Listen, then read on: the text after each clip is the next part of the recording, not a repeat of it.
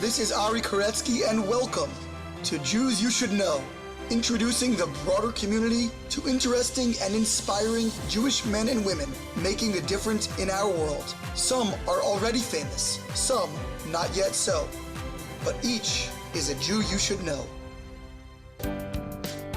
We are back with another fabulous episode of Jews You Should Know. This week, what a fascinating character Jay Schultz is. Dubbed the unofficial mayor of Tel Aviv, Jay made Aliyah at the age of 30 and has done revolutionary things to enhance the world of Western Aliyah, to help Anglos, especially living in Israel and in particular in Tel Aviv. He's a huge champion for that city and has run all kinds of incredible projects to build its Jewish and social infrastructure. I think you're going to really enjoy him. I felt like I should put a trigger warning on Jay's interview because he has strong opinions. He's not afraid to express them with conviction. And if you're not a huge fan of the land of Israel and the state of Israel, then listener beware. But Jay really is a delight, fabulous guy, incredibly driven. I loved his story and so much of what he represents to so many people in the Holy Land. Meanwhile, a reminder as always to follow us on social media at Jews You Should Know, spelled out fully on Instagram and Facebook. Jews You Should Know with the letter U on Twitter. Subscribe wherever you're listening, whether that's Apple Podcasts, Google, Spotify, any podcast platform. Please spread the word to your friends and family. Announce us far and wide so that others can enjoy this wonderful podcast. And now to our conversation with social entrepreneur, the unofficial mayor of Tel Aviv, Jay Schultz. We are here with Jay Schultz, the unofficial mayor of Tel Aviv. How are you, Jay? Rabari, it's a pleasure to be with you, brother. Great to have you. Great to have you. I'm thrilled that we were connected by my good friend, Rabbi Jack Cohn, who has actually connected me to quite a few of my podcast guests recently. He is a great connector and a great person. Jay, tell us a little bit about where you are from. Originally exotic New Jersey, Fair Lawn, New Jersey. But I've been 15 years in Eretz Yisrael, land of Israel, specifically Tel Aviv, Ir HaKodesh, the holy white city. Beautiful. The white city, city of sand. So you grew up in Fair Lawn, which is a beautiful community. I have some familiarity with it. Did you grow up in the Orthodox community there? No, I actually grew up pretty common American, secular, conservative, little this, none of that, more ish than Jew. But proud to be Jewish. My grandparents are Holocaust survivors. So I had a lot of deep emotional relationship with the Jewish people from that. But in terms of observance, really very little. So I'm guessing you went to a Fair Lawn High School? I went to public school, Fair Lawn High. I work at University of Maryland. That's kind of like my main day job, I guess, / night job, whatever. But a lot of kids come from New Jersey, and Fair Lawn High School is definitely a source of quite a few students. So grew up with this typical American, I guess, the Hebrew school thing, the Holocaust survivor grandparents. Temple Beth Shalom Hebrew school. Even though I went to public school, all of my friends were Jewish. Good Jew camp. I went to Rutgers undergrad. Okay, go my Knights. buddies from high school. Yeah, sure. What were you studying in Rutgers? Art history. Art history. Art history with a focus on archaeology. Yeah. I wanted to be Indiana Jones. How'd that work out for you? Not bad, actually. I'm doing pretty well. Nice. Nice. Yeah, I know Rutgers is known for its engineering program and maybe a couple other departments. I haven't heard of art history as a major focus there. Is that a renowned department? Well, you're not going to have a cliche basic guy in a podcast, my friend. If it's not interesting, it's not news. 100%. That is true. That is true. So were you an artist growing up, or you were more of a history guy, or what was your focus there? I was a collector. I love the treasure. I love the artifacts. It was all about the artifacts, man. Interesting. So as a kid, were you already collecting? Oh yeah, 2 years old, picking up rocks and sticks and shells for sure. Now the older you get, it's just bigger and more expensive, but the love is still there. That's awesome. Confessions of a podcaster. When I was a little kid, I had a collection. Some people collect stamps. Some people collect coins, baseball cards. I did some baseball cards, but my prized collection was, I kid you not, I called it this, my junk collection. And Yeah. it actually had a name on the box that said junk collection. What was in that box? Like rusted license plates. I want an hour podcast on just junk collecting. I'm being serious. So wait, more importantly, do you still have the box? I do not still have the box. No. Your mom tossed it. She probably did. I have to say, I probably grew out of it, as a teenager. I don't think I continued doing that. But when I was a little kid and through, 10, 11, I just was collecting all this random stuff. So is that kind of what you were doing? Oh, big time. I mean, I never grew out of it though. That's what it sounds like. What were some of the most interesting artifacts or just objects that you collected? I mean, I'm still wildly active collecting. When I started young, it really was, I had baseball cards and I had the Matchbox cars and I had those things. I had old coins. You had that stuff. But, the older you get, the more you learn, the more you travel. When I was younger, I was really into tribal artifacts, a lot of masks, a lot of folk art from around the world. But then I get more into my Jew life, my Israel life, and I've really gone deep down the Jewish well. So Jewish treasure, Zionist artifacts, Jewish history is really where I'm focusing a lot right now. Biblical archaeology, a lot of biblical archaeology. Nice. All right. So I want to get into all that, but first I want to understand just more maybe psychologically. What do you think inspires, what do you think drove you from this really early age, 2 years old, or, as a young kid, at least, to start collecting random artifacts? Objects speak to me. I something old on the shelf, I get emotional about it, not happy, not sad. I get drawn into it. And that object speaks volumes of where it's been and who made it and why they make it and what was the person doing when they made it, what were they thinking about, and how do they use it in life, and where do they touch it, and how is that given to their great grandchild, and what do they do with it, and how do they appreciate it, what does that evoke of that time in that place. I've always loved museums. I've always loved art. I've always loved archaeology. Obviously, as a kid who grew up in the 80s, the Indiana Jones movies blew my mind. I mean, you had adventure, you had treasure, and you had dead Nazis. What could be more perfect? Indiana, by the way, Indiana doesn't get nearly enough credit for killing massive amounts of Nazis. That is true. That is definitely something that he was excelled at. What was your favorite of the trilogy? Oh, you got to go number one, man. It's some classic number one. It's not even close. Cool. So you describe kind of the mystique of collection and holding an artifact that may have been given over generation to generation, and that has kind of a meta meaning to it. But again, trying to take it even one layer deeper, is there something about that animates you? Why do you think you in particular were captured by that?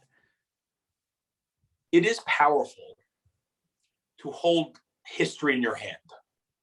When you imbue an object with more meaning than its inherent monetary value, when you have a sentimental relationship to a specific object, it's worlds, it's universe, it's human experience in your hand. That's invaluable. And when you can string that together with an emotional story that connects to your own personal identity, it's unbreakable. So you mentioned that you grew up kind of, again, in this sort of generic Jewish environment, but obviously at some point matriculated over to a more intimate connection with your Judaism, and certainly now living in Israel for 15 years is a pretty big commitment. So how did your Jewish journey evolve? How did it unfold? So growing up in northern Jersey with only Jewish friends and all the trimmings of conservative American Jewish life, I knew it was important to be Jewish. I knew that it was beautiful, especially because my mother's parents were Holocaust survivors. I had that weight of not negative responsibility, but noble responsibility that, wow, they're incredible. They survived. That's empowering. And I want to be a strong link in that chain.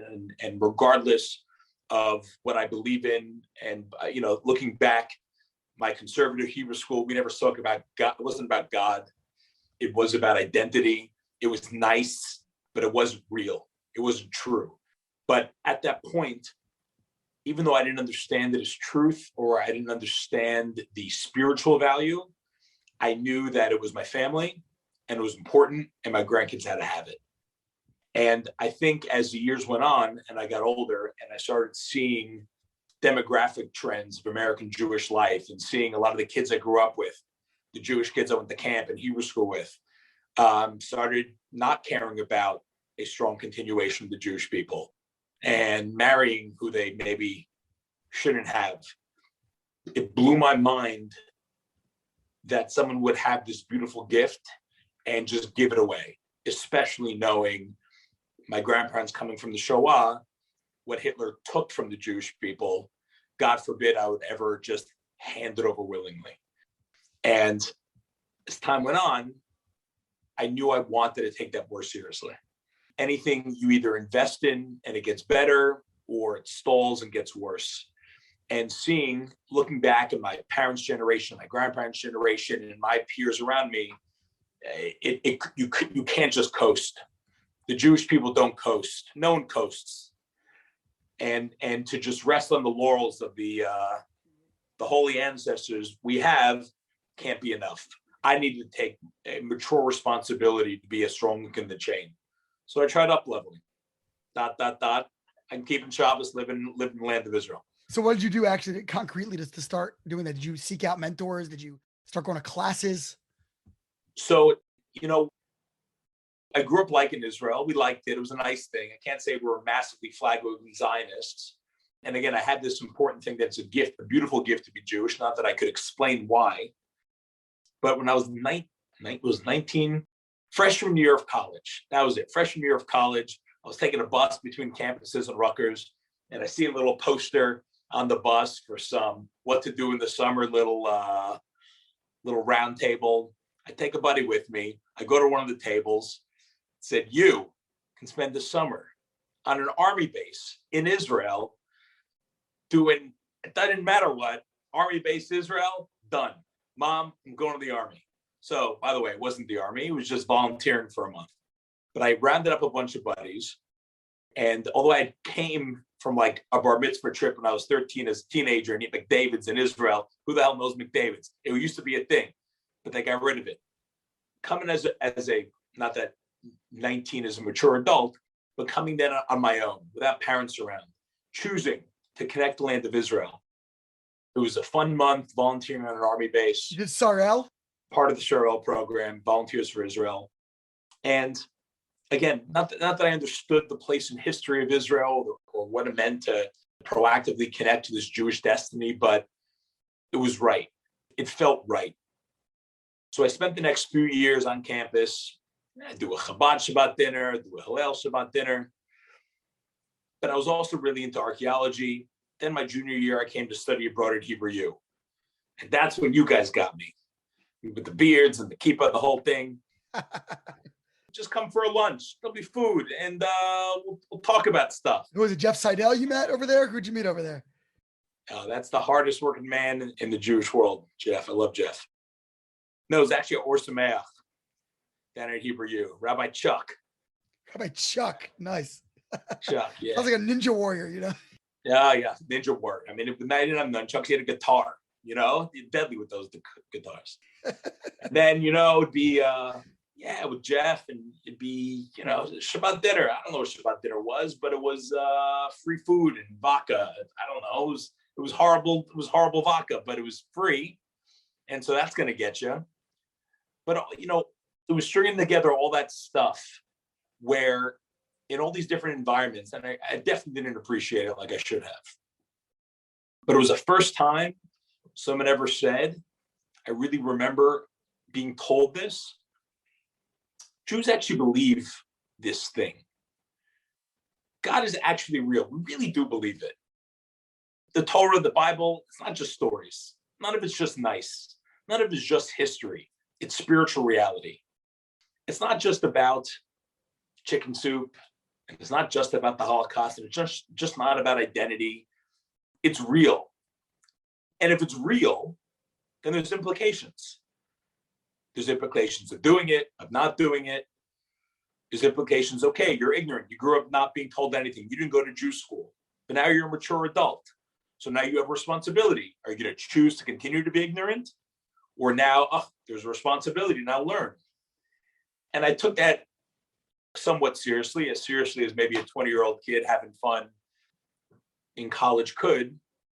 But at the end of that 6 months at Hebrew U, there were two big things that really, like, years later, I look back, changed my life.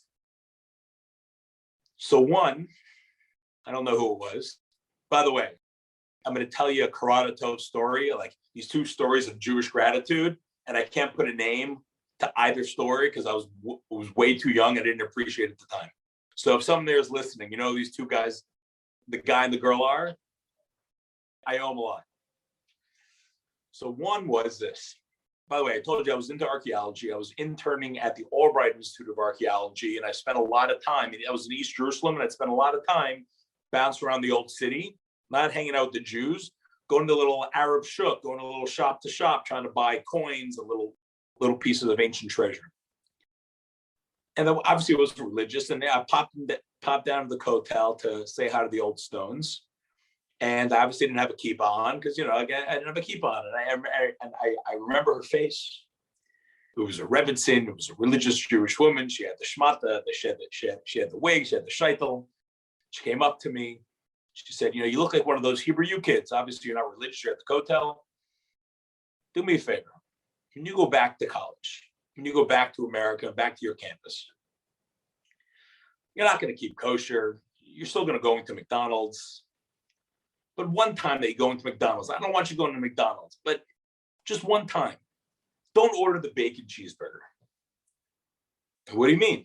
She's like, well, I don't want you to get the bacon cheeseburger. I don't want you to get any of this stuff, but you're going to do it anyway. So next time, instead of getting the bacon cheeseburger, just get a cheeseburger. Not that I think it's okay to eat a cheeseburger. You shouldn't be eating the treif to begin with. Mamish, I didn't think about it at all. 6 months later, I walk into not McDonald's, I walk into Wendy's on campus. And I ordered the bacon cheeseburger. This is my senior year of college now. And I ordered the bacon cheeseburger like I used to love to do. And after I ordered, I said, you know what? Stop. There was like a seed in the back of that sprout. I said, you know what? Forget about it. I'm just going to have the cheeseburger. And I took a bite of that cheeseburger. And Rabbi, I'm not ashamed to say, it was the most spiritual, holy moment of my entire life. There was no rabbi around. I wasn't on some program. I was no one looking over my shoulder. I wasn't in a Jewish context. I was in a treif restaurant at a college campus away from.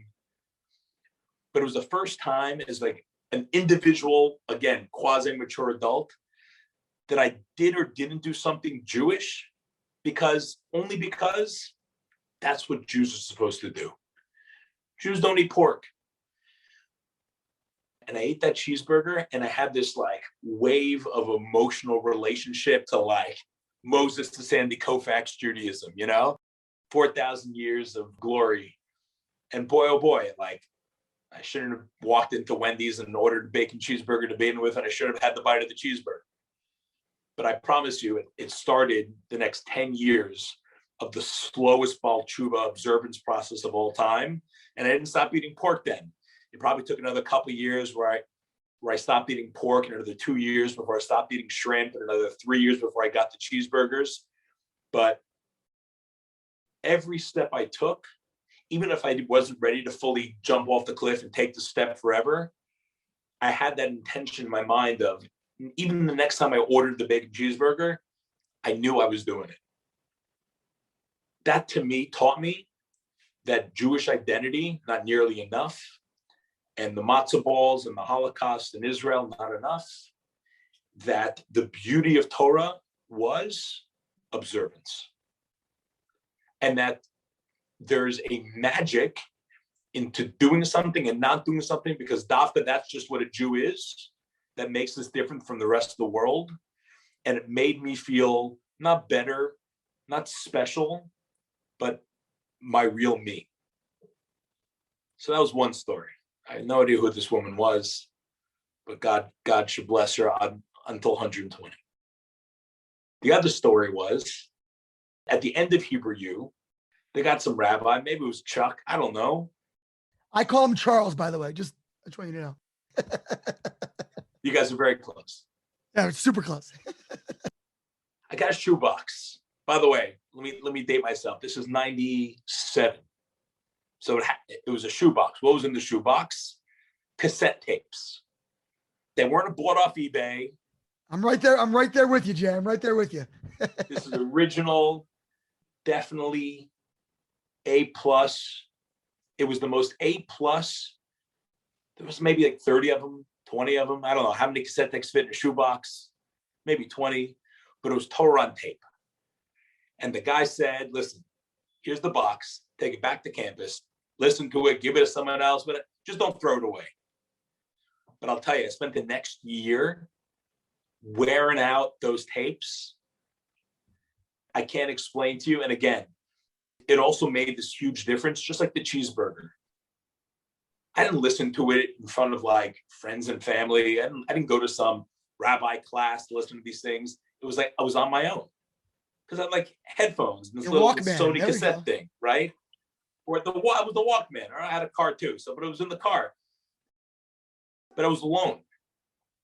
And again, it was something that as a individual, mature Jewish adult, that transformed me. And again, it was something that I was never taught. I was never shown as a young Jewish kid growing up in conservative New Jersey. Torah's absolutely beautiful. It's intellectually stunning. It's physically powerful. It's spiritually powerful. It's aesthetically beautiful. Torah says that the Beit HaMikdash was the most beautiful building ever built, not just spiritually, physically. Sarah, Abraham's wife, was gorgeous, physically. Said this guy Joseph, I'm a Yosef. He was a good-looking guy. It said that physical power meant something also. Is that we fought wars not because we weren't supposed to, because we were supposed to. We were supposed to win them, and we actually had swords. And if we weren't spiritually clean, we lost, no matter how strong we were. But we had that also. And that there was this larger story of a cohesive universe of both physical and spirituality that no one ever told me about. And the best part, and I'm going to harken back to what I said earlier, I was told that it was true. And that's revolutionary. It's crazy thinking back, I spent 10 years in my conservative Hebrew school, and I really don't remember talking about God. I don't remember anyone saying, it's not just this guy with a long beard up in the sky that we have to do things for. There's nothing we can do for God. He created the universe. He's infinite. He's perfect. Infinity plus one is still infinity. You can't give, so you can only get. And if you can only get, what a gift. I want to get things. I want to get things. And especially if I'm going to get things that are good for me, I got hooked. And again, it took me a long, long time, very slow. I wouldn't say step by step. It was inch by inch. But ... it led me to now keeping Shabbos and having to take a one-way trip to the land of Israel. So what was your actual career goal? Were you planning to go into archaeology? Yeah, I really did want to be Indiana Jones. I'll tell you, when I was, real side note of that, when I was interning in Jerusalem at this Albright Institute of Archaeology, it was an old school British institution. So 4:00, high tea in the garden. And I would sit there as a little pisher in the garden on the side, listening to all the real archaeologists. None of them, by the way, had like the cool hat, the jacket. None of them had like, the blonde on the arm, none of that.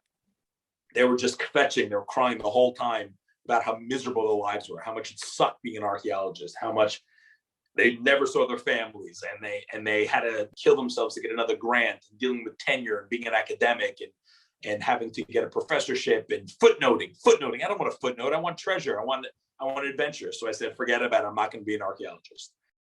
So I took my gorgeous art history degree, which is really useful for absolutely very little. And I went to law school because I'm a Jewish kid. So I don't know what else I'm going to do. So I go to law school. It was never my career goal.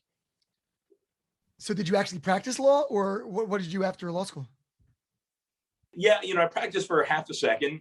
I was doing entertainment, intellectual property litigation, but it's never really what I wanted to do. I enjoyed maybe 5% of being a lawyer. I did some really cool stuff, but even, really right out of law school, I did some tremendously cool stuff. And even that, it was so miserable, overwhelmingly, that I said impossible. So I just went entrepreneurial, and Baruch Hashem, I was decently successful in the beginning. And after a bunch of years of bouncing around Manhattan, being a young Jew, I realized this place is not on the upswing. And I had to take my connection to the Jewish people more seriously. So I started plugging into Israel. Again, 10 years later, after my shoebox and cheeseburger. Incredible. What kind of businesses were you running on your own? So international healthcare consulting, I was partners in a medical software company. Random different things that got your juices flowing, I guess. Yeah, just being creative and getting into business. So what was the prompt? What was the spark that you said, you know what? I got to get back to Israel. I mean, you just looked around Manhattan one day and had an epiphany, like this place is going down. So it wasn't just that I had to get back to Israel. It was, all right, so I'm law school in New York. I'm a decade in Manhattan. Again, Jewish friends, boys and girls. And I started plugging into different Shabbat dinners and different learning things and different organizations for young professionals, whether it be more religious, less religious, more Zionist.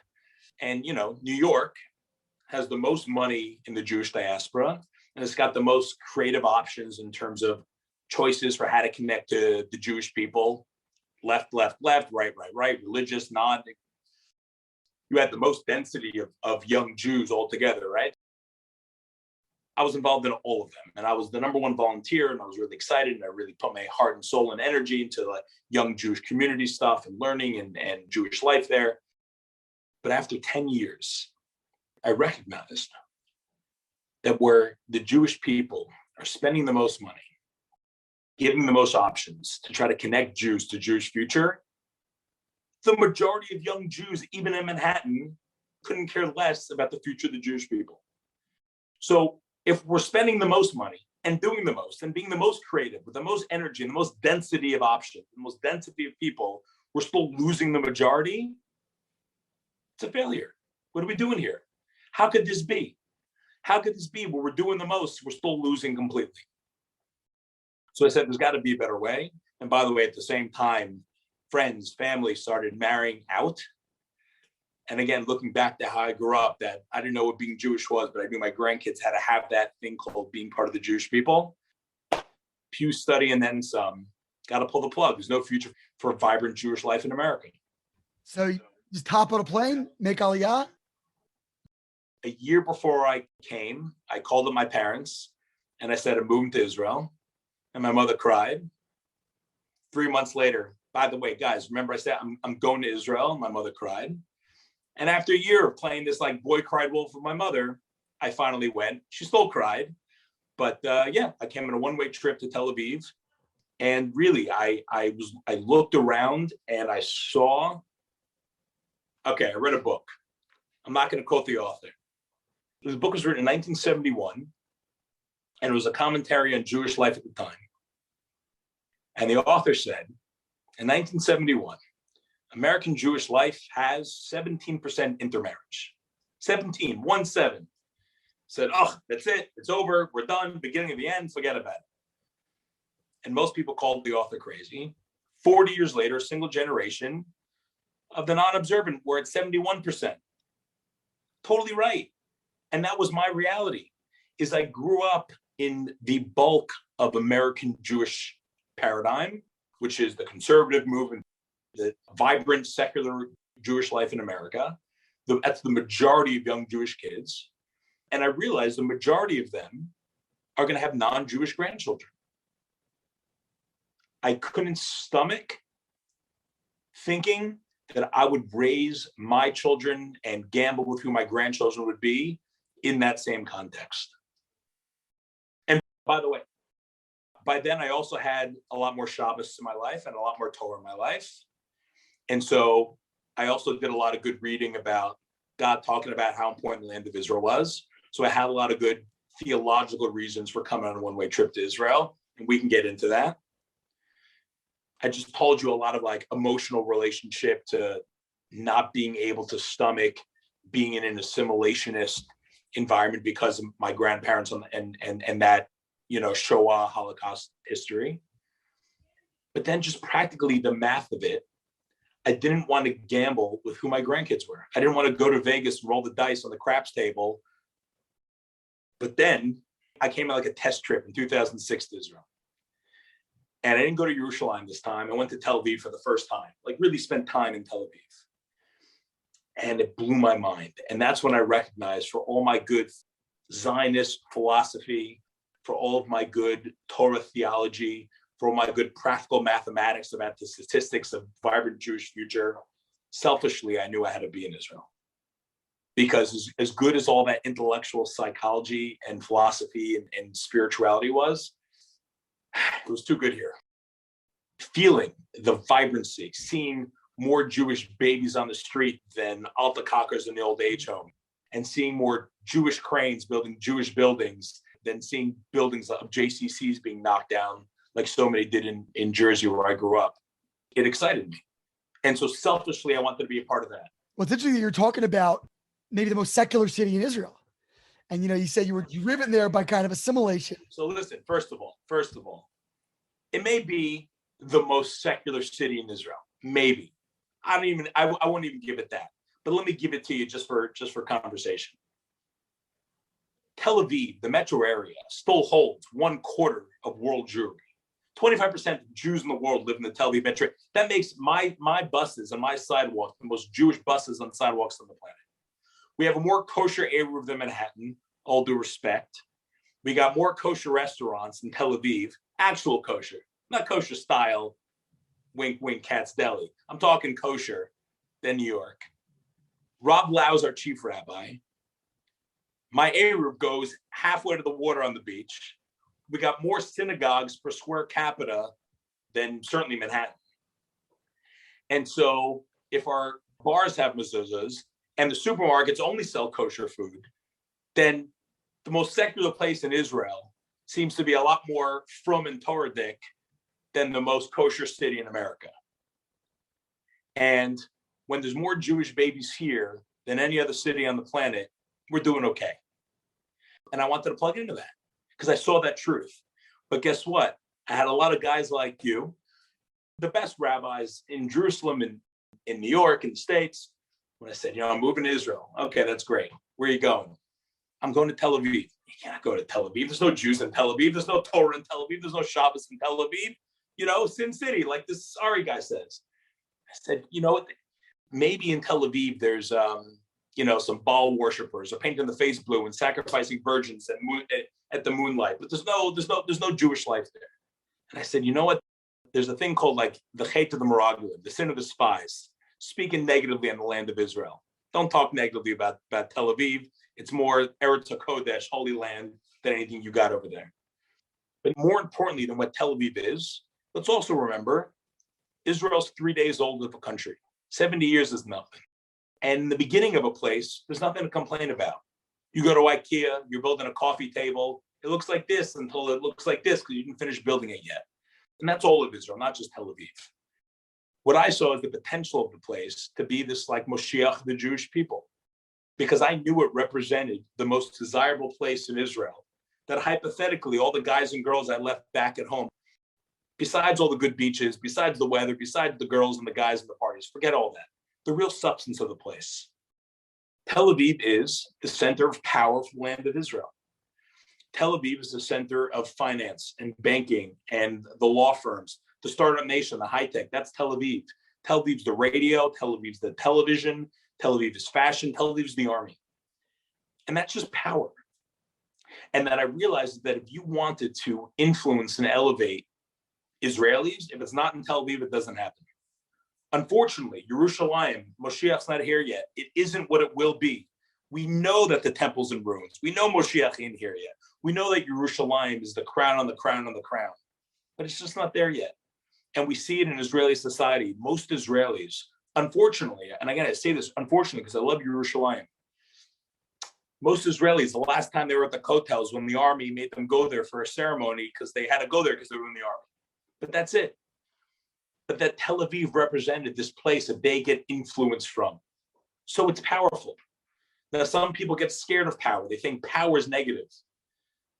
But $10 million in a gun could save a lot of lives and do a lot of good. Or it could do a lot of damage. It depends who's holding that gun and that bag of money. And that's what I saw Tel Aviv as, is that I know that God doesn't work at random. He doesn't roll the dice with the universe. He doesn't roll the dice with your life. He doesn't roll the dice with the Jewish people. And that if God chose this place, Tel Aviv, to be the center of physical power for the land of Israel, then I know there's spiritual power there too. And I know that there's tools and capacity there that need to be not built, revealed. And that excited me about Tel Aviv. That it can't just be randomly that this place of such Jewish rebirth and power exists, but that it's, as you joked earlier, I'm gonna tell you that you made a joke and nothing else. I'm not going to judge you, my friend. Is that it's only Ir HaKodesh. It only has to be the holiest of cities, and so that really excited me. It's a very Cookian perspective. I'm all cooked out, that's for sure. I love it. That's another thing I never heard his name once living in America. Yeah, I hear that.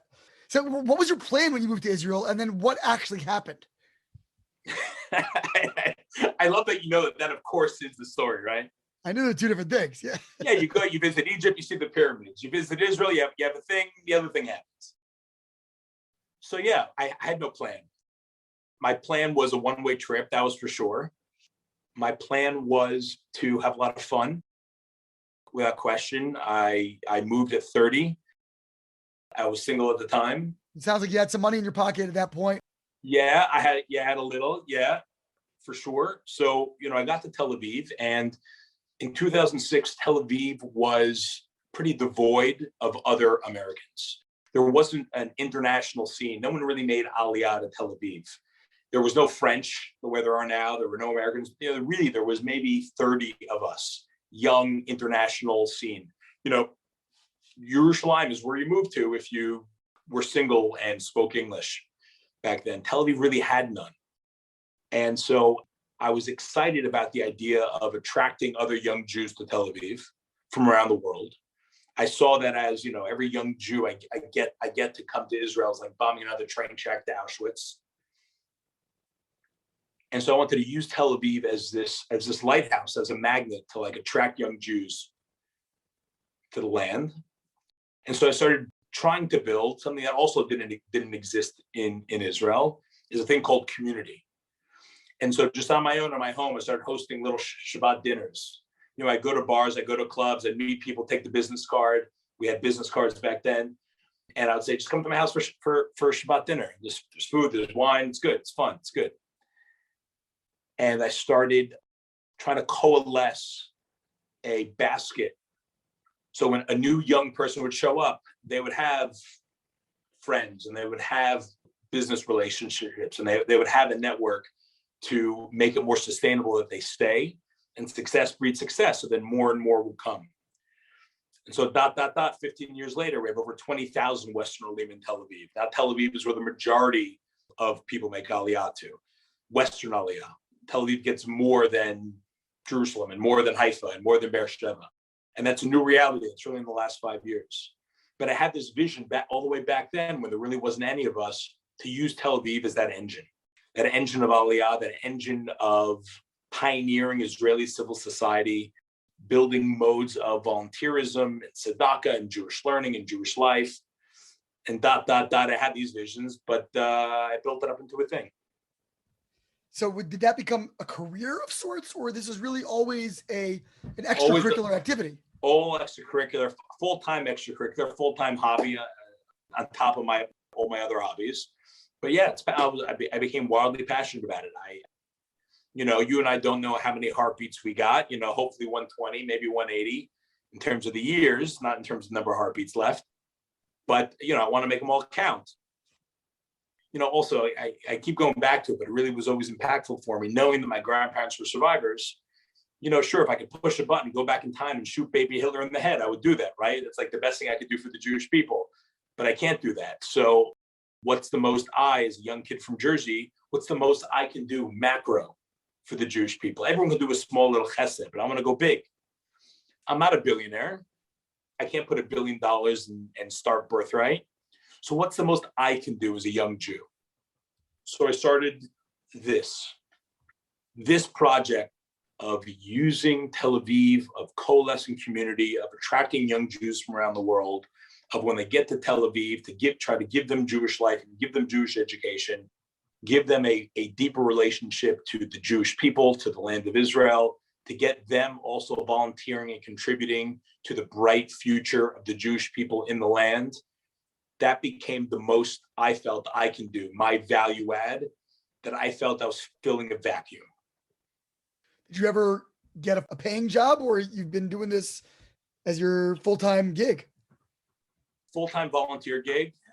I kept being entrepreneurial. I started building, on top of the other things I was still doing in the States when I came here. Started getting into some real estate, opportunity investment things. By the way, side hustle with art antiques. We can talk about that as well. But yeah, this has become a full-time hobby passion. Amazing. So first of all, do you have a name? Is it like an organization at this point? Yeah, now it's called the Am Yisrael Foundation. It's amyisrael.com. It's grown to become the largest young Jewish community organization on the planet.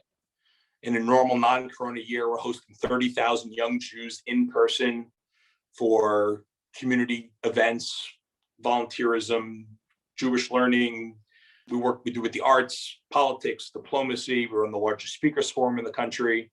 We're an umbrella for about 10 different initiatives, organizations, to do what I said earlier, which is see Israel for the 3-day-year-old thing that it is, and realize we can be cowboys. Because when you enter a vacuum and things aren't built yet, I can help decide the next 1,000 years of the Jewish people with a little creativity and a little energy and a lot of chutzpah. You can create worlds because this place is a vacuum, because this place is so new and there's nothing to complain about. And what a sexy message it is to a young Jew around the world that not just you should be here because God says you should be here, but boy, oh boy, this place really needs you. Israel needs you. Israel needs you. Israel has 14 million vacuums, and each yid on the planet can fill their vacuum. And when you go to a place that is so new and still forming, it has an energy and a vibrancy that you don't get in America today, that you can't get in the majority of the world today. And certainly as a Jew, when only Israel's ours forever, even if it's here, you're investing a dime on the dollar, that dime is in your eternal bank account, our eternal bank account. You can build palaces in America, but they're castles on sand. They're going to melt away. Tel Aviv may be built on sand, but it's here, it's ours forever.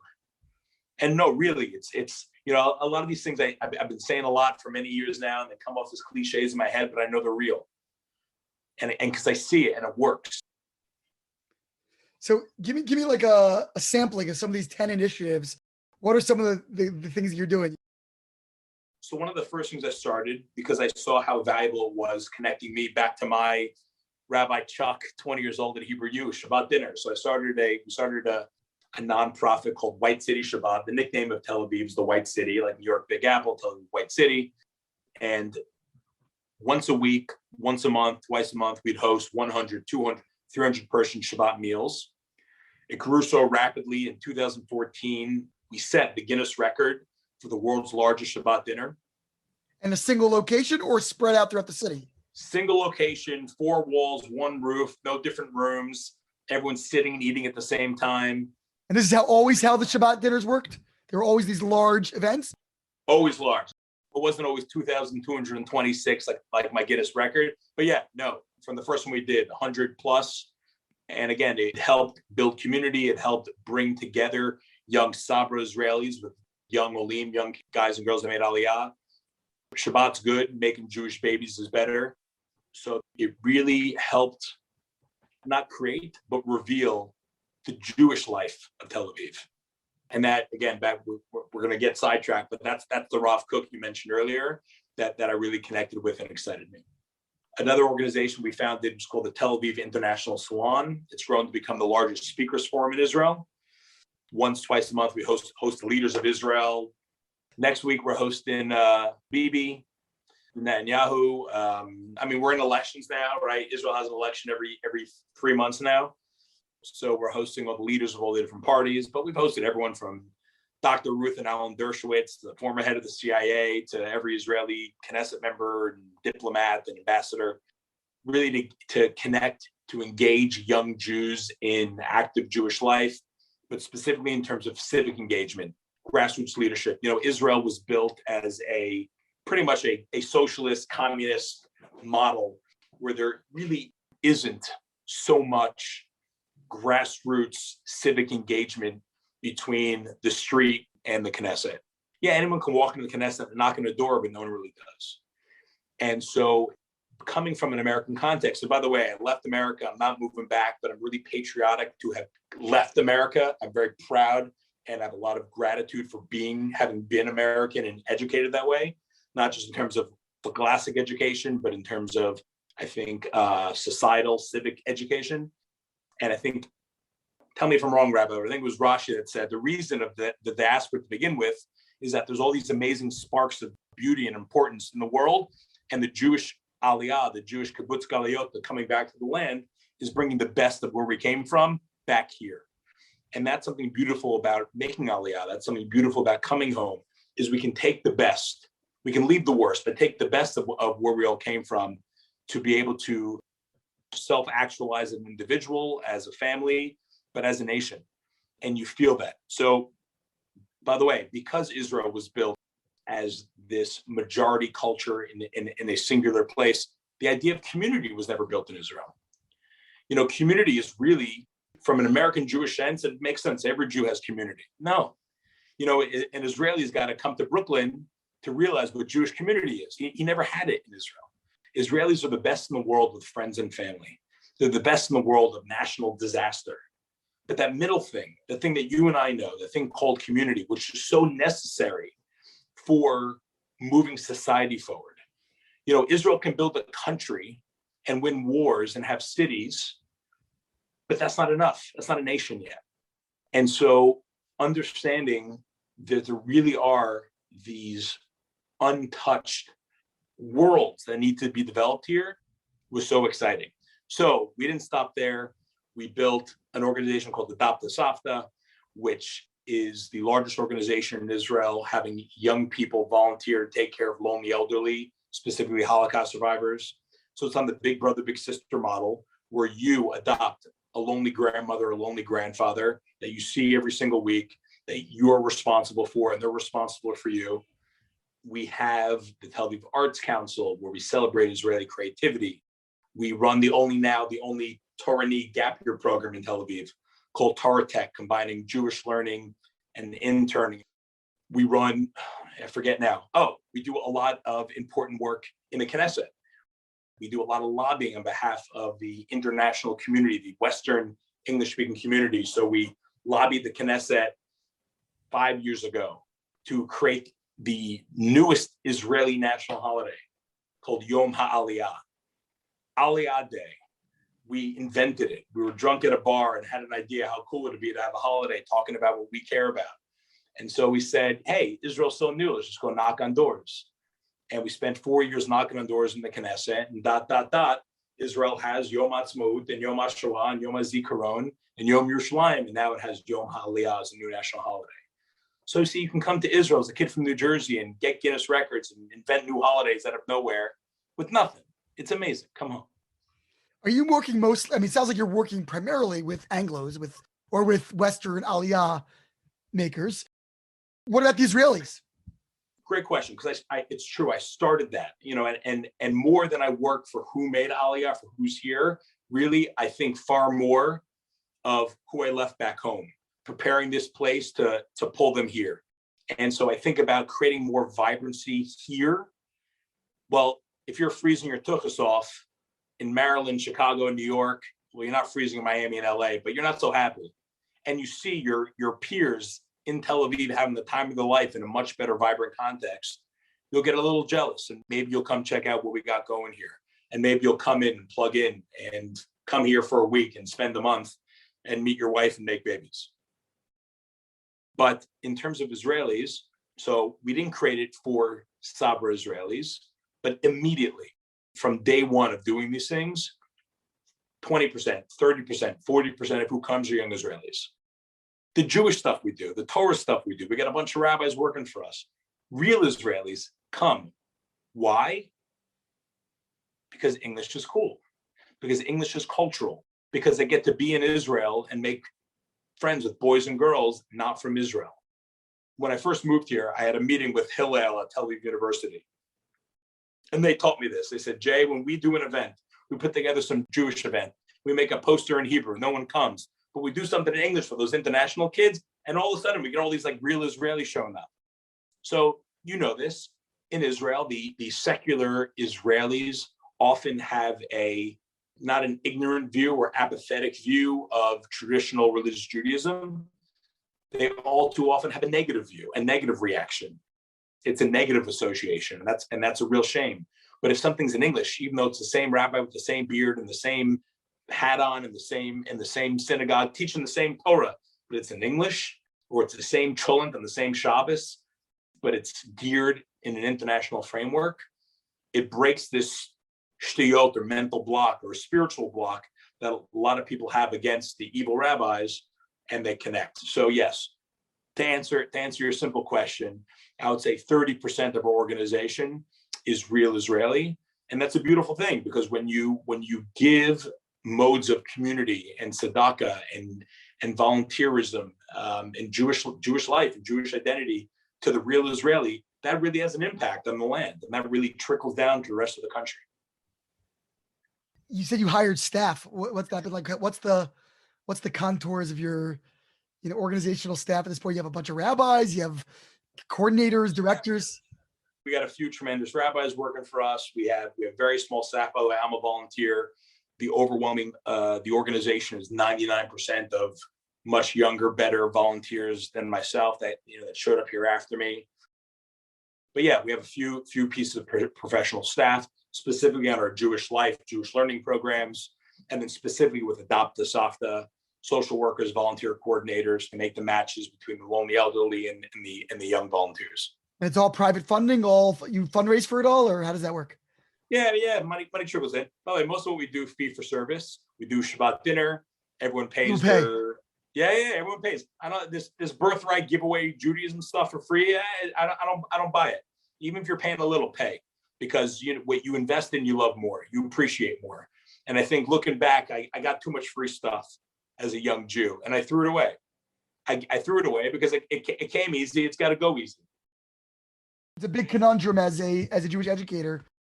I'm sure the walking that fine line between, if you don't give it to them, they may not ever take a peek under the hood to begin with to even know that it's worth paying for. Yeah, you give it taste. I think it was, I'm not the biggest rapper guy, but I think it was Notorious B.I.G. said, you give them a taste first and then you make money on the comeback, Torah, cocaine, what's the difference? There's no difference, right? None at all. None that I can think of anyway. You heard it here first. Not at all. Science. It's science. Just kind of in closing, where do you want to go with this organization? What's yet undeveloped, unexplored? You're still in this. You're not here. What are you, my wife? Yeah, where are you? That's the game plan, Jay. It's the game plan. But I got to finish some work over here first. But that's the game plan, God willing. No, so it's true. So I'm gonna answer it seriously, which is I do want every young Jew on the planet to move here yesterday and stay here forever and contribute to the future of the land of Israel. I really do want that. I see the last 20 years of Birthright and the last 20 years of Chabad and other Kiruv movements do a lot of nice stuff. And I'm saying this because it changed my life, and I have unlimited gratitude for guys like you doing the work you do. I kid about it, but it's life-changing. But man, it's a drop in the bucket, right? It's a scratch in the surface. And for all of this stuff and all this time and energy and billions of dollars served to try to come up with a creative way to save the American Jewish context, things have gotten worse, right? Things have gotten worse. Intermarriage is higher. Lack of relationship of young Jews to Israel is worse. Lack of relationship to young Jews and their Jewish communities are worse, not better. There's virtually no upward trends in American Jewish life, regardless of the amazing tzaddikim like you really doing the incredible stuff. So when I think about what do I want? Yeah, I want every Jew in the world to be here. I think if you're secular, you need to be here so you can be secular and have Jewish grandchildren. If you're religious and have opened the Torah, well, then God is telling you something that you haven't paid attention to yet, which is come home. And that the Torah was given outside the land of Israel because it was given on the way here. Of course, the pushback would be in terms of a secular Jew, you see a mass, I don't call it mass, but you see a significant exodus from secular Israelis to America, because if you don't have that spiritual basis, then in many ways, Israel is kind of a poor man's, a stepsister. It's a great problem to be. It's a great problem that you highlight. That good. It means you're going to have a lot of great work to do when you come here, because you're seeing an important problem that you have the ability to help make a positive impact. But I'll tell you, apples to apples, your secular Israeli versus your secular American Jew is not even close. It's not even close to what they believe. It's not even close to what they know. It's not even close to the relationship of how strongly they want themselves and their great grandkids to feel connected to the future of the Jewish people. Your average American secular Jew is light years behind the same in Israel. Right. With the one potential difference that you often are lacking the antagonism that the Israeli Jew may have, which can be that barrier to penetrating into Jewish life. Or the opposite. I think the biggest problem in American Jewish life is not antagonism, it's apathy, it's ignorance. 100%. Right? Absolutely agree. The last Pew study showed that 50% of American Jews, when asked to raise their hand, are you Orthodox, conservative, or Reform, say I'm nothing, right? I'm unaffiliated completely to any Jewish community context. That is far more dangerous. That is far more of a existential threat to bright, vibrant Jewish future than any problem. And there are issues in Israel, not problems. We got issues than that. Jay, anything that we haven't covered here in terms of your work there and your life in Israel and parting messages? We haven't done anything yet. We haven't even started, my friend. By the way, I want to tell you, my life, my work, and my stuff is really boring. It's the same thing you and I are passionate about, that we've dedicated our lives to caring about and doing it from different ways and different angles. That means everything to me. And we haven't even talked nothing. We haven't gotten anywhere yet. So you're one day at a time over here. You're living the dream in the Holy Land and collecting art. It sounds like still and Jewish artifacts, and living in Tel Aviv and making a great Jewish world. What's it been like in COVID, and how are you adapting to all that? So obviously, as an organization, we stopped doing community events. We're not doing the 5,000 person Shabbat dinners anymore. We're not hosting a lot of that stuff. Obviously, a lot moved to Zoom, but Zoom's totally boring. No one's going on Zoom and making Jewish babies. You're not building community virtually. It just doesn't happen. And so I get very little nachas doing online events. I will say very specifically with our Adopt the Safta, what the real pandemic of the world is? Loneliness. It affects everyone far worse than any other disease on the planet. The elderly are the most vulnerable. By the way, survivors, even among the elderly, are even more vulnerable for being isolated and alone. So now, because of Corona, the world, everyone understands loneliness and isolation more than ever before. So Dafka, we should all triple down as like the Jewish people and say every society should be based on how we treat our vulnerable elderly. The Jews should be the real light into the nations on that. And taking care and having more grandparents in your life is like the most selfish thing you could possibly do. You want to talk about treasure and collecting and artifacts, nothing's better than another Jewish bubby or zaidi in your life. So specifically during Corona, really ramping up Adopt the Safta more nationally. But I will say this is cool news for the organization. We just won this big award and partnered with the Jewish Agency and Ministry of Diaspora to scale the Adopt the Safta model of taking care of lonely elderly globally to Jewish communities worldwide. Jay Schultz, the mayor of Tel Aviv. Thank you so much for joining us. Rabbi, it's a pleasure. Thank you so much. This has been Ari Koretsky on Jews You Should Know. Please visit us at JewsYouShouldKnow.com and subscribe at iTunes, Stitcher, or wherever you consume podcasts. Find us on social media at Jews You Should Know. If you'd like to become a supporter of this podcast, we would greatly appreciate that, and you can do so by visiting patreon.com. That's patreon.com/Jews You Should Know. Finally, if you have enjoyed this podcast, please leave us a review so that we can continue to grow and introduce many more people to Jews You Should Know.